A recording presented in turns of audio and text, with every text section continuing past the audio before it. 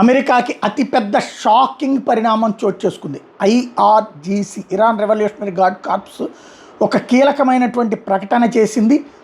తాము డ్రోన్లు మిస్సైల్స్తో చేసినటువంటి అటాక్లో ఏదైతే అమెరికన్స్ని వాళ్ళు టెర్రరిస్టులు అంటారు, దుబాయ్లో ఉన్నటువంటి 160 మంది అమెరికన్ మెరైనర్స్, అంటే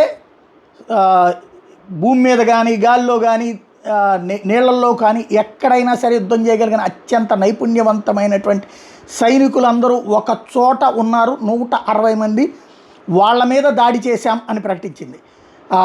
పెద్ద ఎత్తున ప్రాణాలు కోల్పోయారు, అమెరికన్ సైన్యం భారీ ఎత్తున ప్రాణాలు కోల్పోయారన్నటువంటిది చెప్తోంది. ఐఆర్జీసీ పబ్లిక్ రిలేషన్స్ డిపార్ట్మెంటు ఈ విషయాన్ని అధికారికంగా ప్రకటిస్తోంది. అమెరికా ధృవీకరించాల్సి ఉంది.